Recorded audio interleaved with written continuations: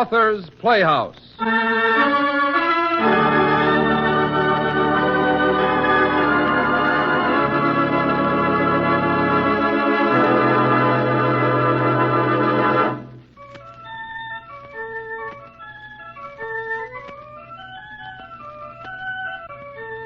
By means of a secret charm I am able to draw all creatures living beneath the sun that creep or swim or fly or run after me, so as you never saw. And I chiefly use my charm on creatures that do people harm. The mole and toad and newt and viper. And people call me the Pied Piper. Because the Yuletide season is a mere 2 weeks away, tonight we thought you'd enjoy a story completely in the holiday mood. Something with a light-hearted grin to it. Well, probably you've heard this fanciful little tale many times since your childhood, but we'll guarantee there's more than a few chuckles awaiting you tonight. One word of warning: if you can't bear the thought of hearing the words of Robert Browning treated lightly, well, you better tune elsewhere for a while. But if you believe, as we do, that the English poet's stature is too great to be harmed by a half hour of good-natured fun, well, then we cordially invite you to listen and laugh as Author's Playhouse presents a special adaptation of Robert Browning's 100-year-old fantasy, The Pied Piper of Hamelin.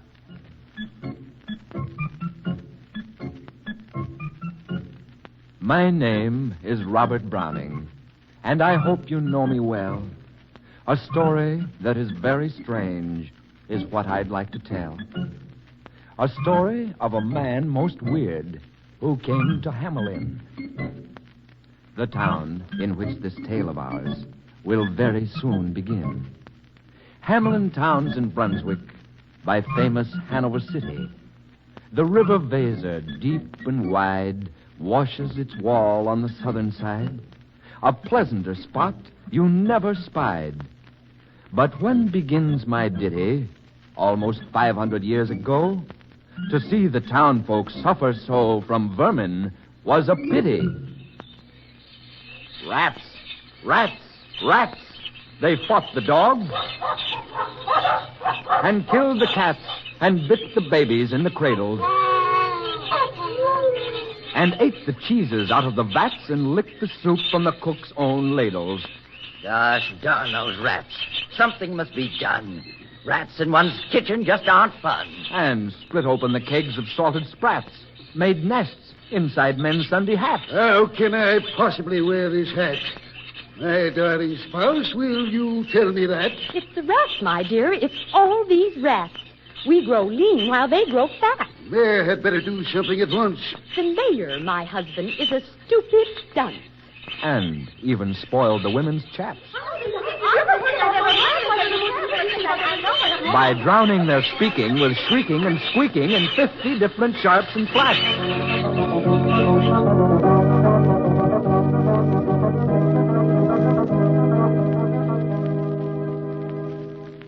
At last, the people in a body to the town hall came a-flocking.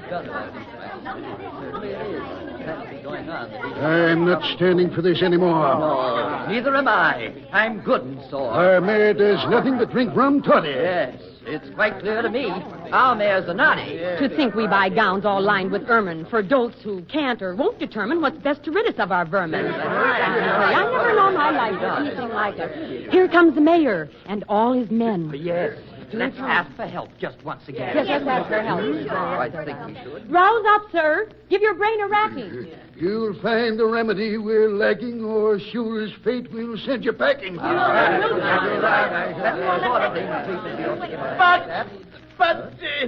But we've done everything we possibly could. We've done our jobs in the manner we should. You've not done enough. That's very clear. Better stir yourself. It's election year.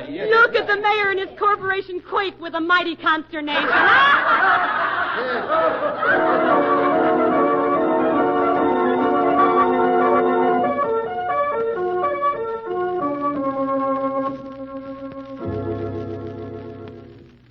hour they sat in their council room, hearing the clock as it ticked their doom.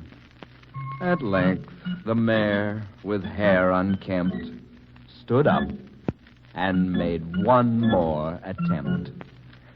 We must try something completely new. The question is, what shall we do? We'll lose our jobs, our reputation. Unless we find some great salvation. It's easy to bid one rack one's brain. I'm sure my poor head aches with pain. I've racked it so, and all in vain. Oh, for a trap, a trap.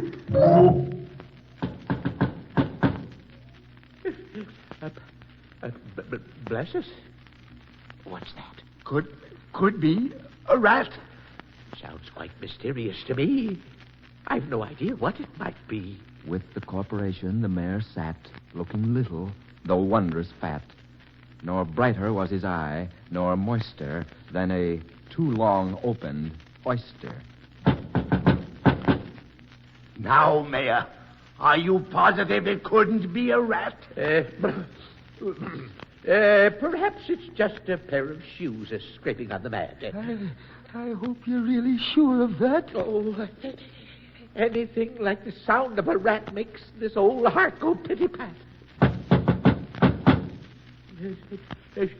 Should I try to find out what it is? Maybe you'd better. I can't stand this. Come in. The mayor cried, looking bigger, and in did come the strangest figure.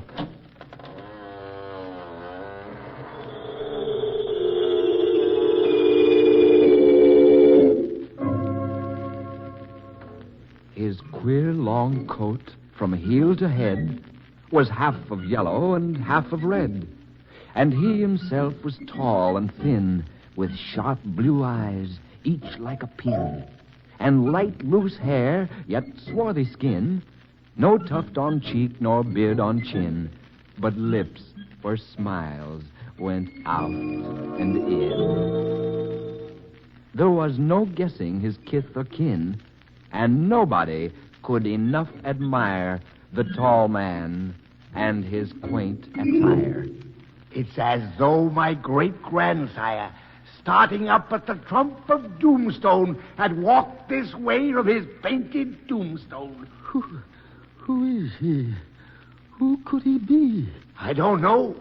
Just wait and see. I've never seen anyone quite like him. He looks like a man who's very trim. The strange man advanced to the council table. Please, Your Honors, I am able, by means of a secret charm, to draw all creatures living beneath the sun that creep or swim or fly or run after me, so as you never saw. You are? You mean you really are? By heavens, how we need such power. And I chiefly use my charm on creatures that do people harm. The mole and toad and newt and viper, and people call me the Pied Piper.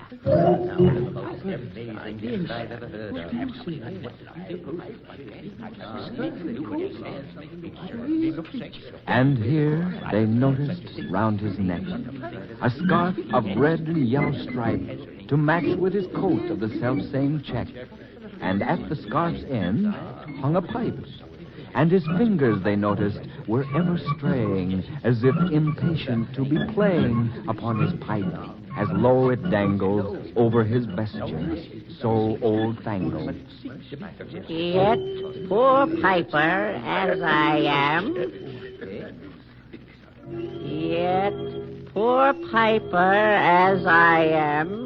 in Tartary, I freed the cham last June from his huge swarms of gnats.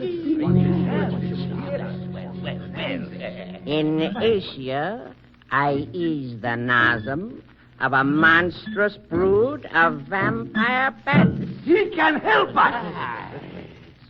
And as for what your brain bewilders, if I can rid your town of rats, will you give me 1,000 guilders?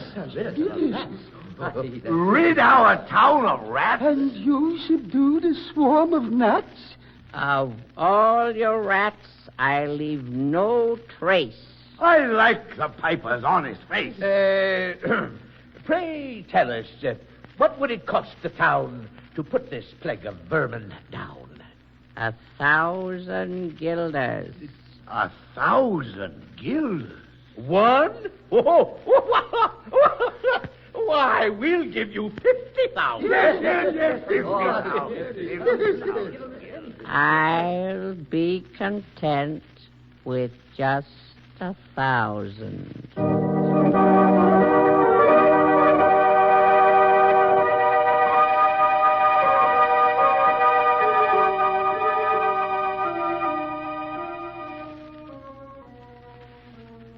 Into the street the piper stepped, smiling first a little smile, as if he knew what magic slept in his quiet pipe the while.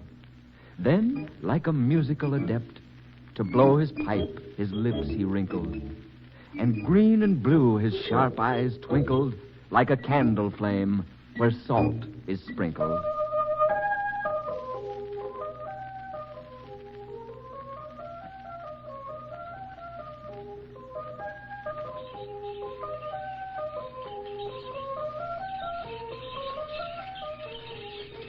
You heard as if an army muttered, and the muttering grew to a grumbling, and the grumbling grew to a mighty rumbling, and out of the houses the rats came tumbling.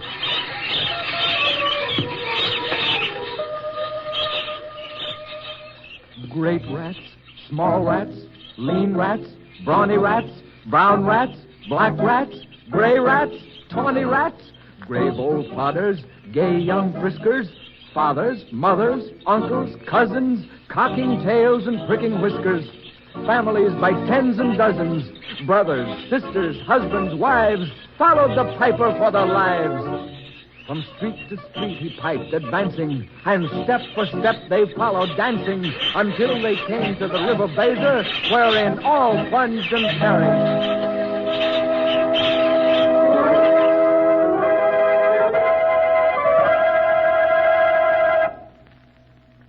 You should have heard the Hamelin people ringing the bells till they rocked the people.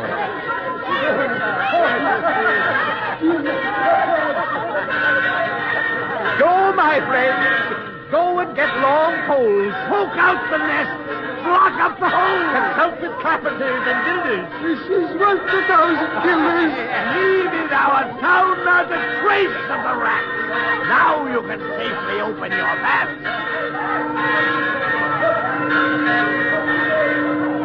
Then suddenly, up in the marketplace, they saw the stern Pied Piper's face.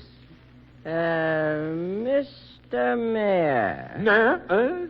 Yes. Oh, it's you, Pied Piper. Well. So glad to see you. Is there anything further that I can do? The piper bowed a sweeping bow. I'd like my 1,000 guilders now. 1,000 guilders? Oh, that's absurd. Such a request I've never heard. But, Mr. Mayor, that's the amount I ask for the full completion of my task. But, dear man, 1,000 guilders are 1,000 guilders. And we now have the added expense of builders. 1,000 guilders. The mayor looked blue, and so did the corporation, too.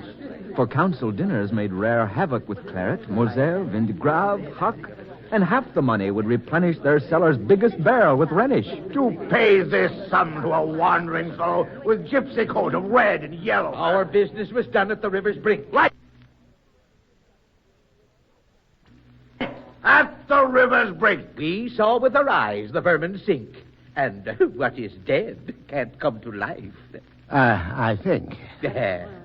Now, friend, we're not the folk to shrink from the duty of giving you something for drink. And as a matter of money to put in your poke. Yes, in your poke. But as for the guilders, what we spoke of then, as you well know, was in a joke.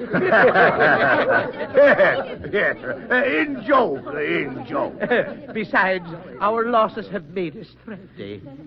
1,000 guilders. Come, now.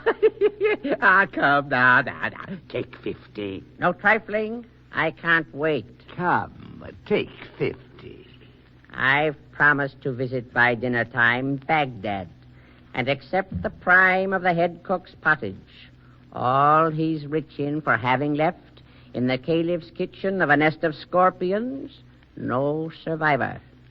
With him, I proved no bargain driver. 50 guilders, take it or leave it. You should be glad that you can receive it. You who put me in a passion may find me piped to another fashion. Do you for an instant think that I'll brook being worse treated than a cook? Insulted by a lazy ribald with idle pipe and vesture piebald. Folks who put me in a passion may find me piped to another fashion. Eh? You threaten us, fellow? Pah, do your worst. Blow your pipe until you burst.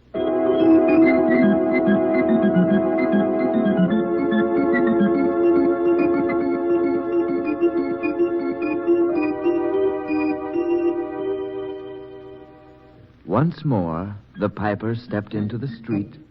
His actions were careful, his manner discreet. And to his lips again was lain his long, long pipe of smooth, straight cane.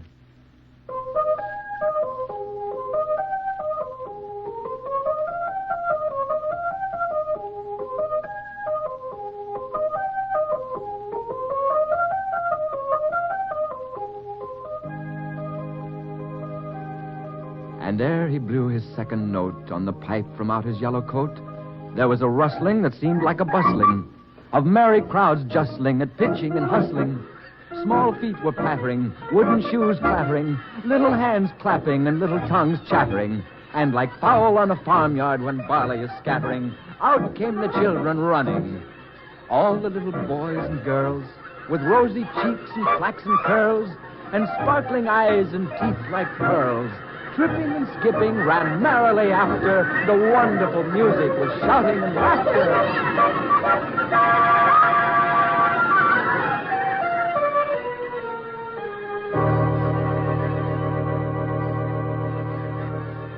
The mayor was dumb, and the council stood as if they were changed into blocks of wood, unable to move a step or cry to the children merrily skipping by. Would you pay him 1,000 guilders now, or would you rather insist on a row?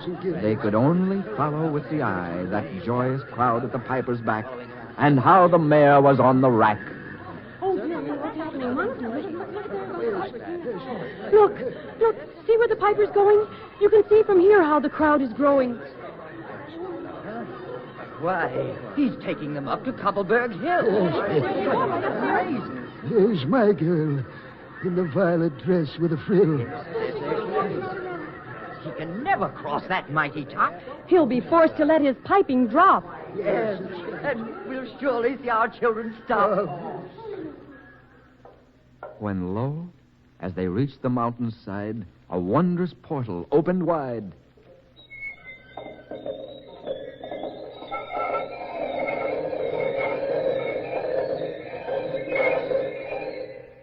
As if a cavern was suddenly hollowed, and the piper advanced, and the children followed. And when all were in, to the very last, the door in the mountainside shut fast.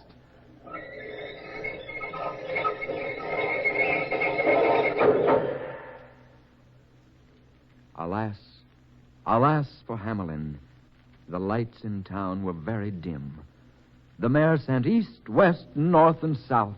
Offer the piper by word of mouth, where'er 'tis man's lot to find him silver and gold to his heart's content, if he'll only return the way he went. And bring the children behind him.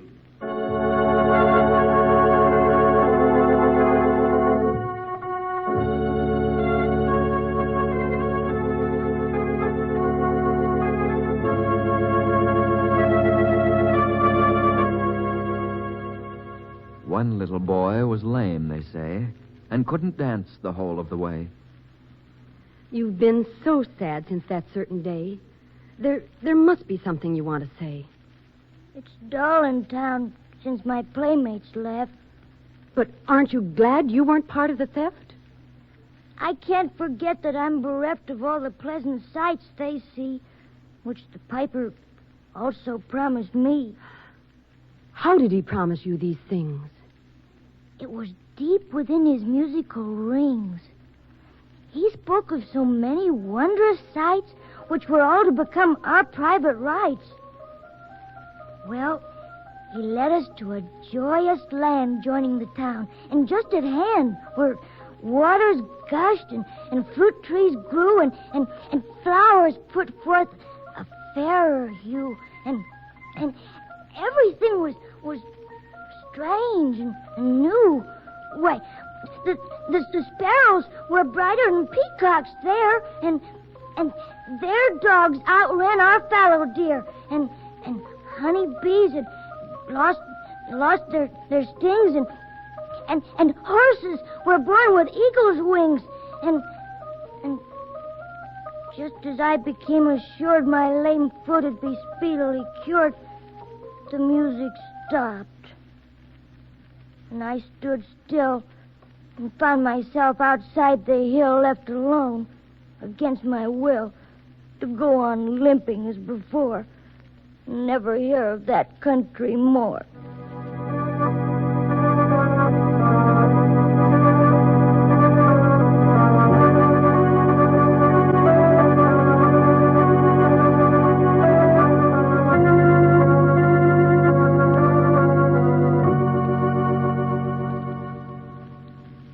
A whole month has passed, and not a word. No one as yet from the piper heard. The whole thing is a lost endeavor.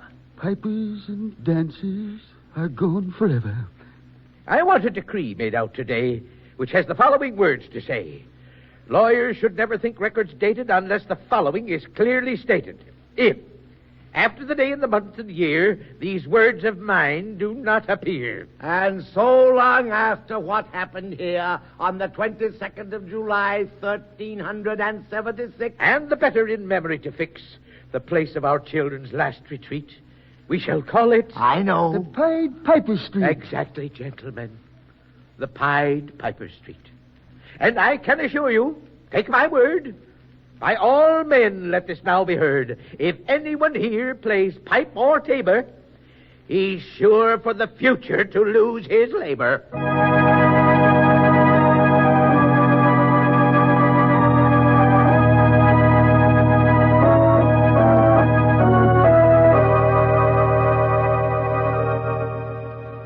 Nor suffered they hostelry or tavern to shock with mirth a street so solemn. But opposite the place of the cavern, they wrote the story on a column, and on the great church window painted the same, to make the world acquainted how their children were stolen away. And there it stands to this very day.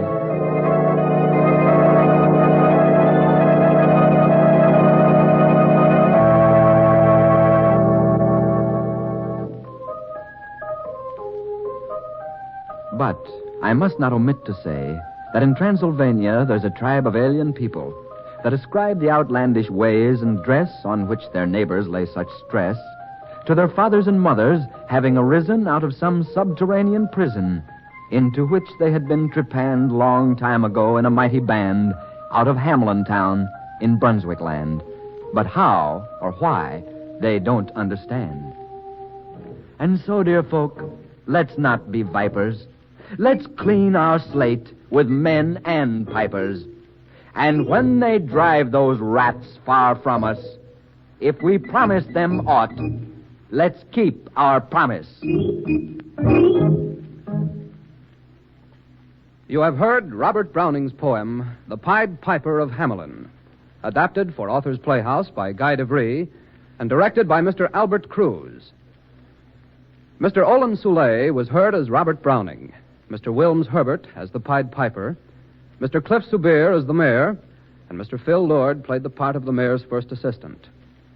Others in the cast of Author's Playhouse tonight were Mr. Haskell Coffin, Miss Norma Jean Ross, Miss Charlene Osgood, and Mr. Paul Hughes. The music was arranged and played by Mr. Elwyn Owen. Next week, same time, same station, Author's Playhouse will bring you Robert Arthur's amusing story of how a gambler bested the devil at his own game. Satan and Sam Shea.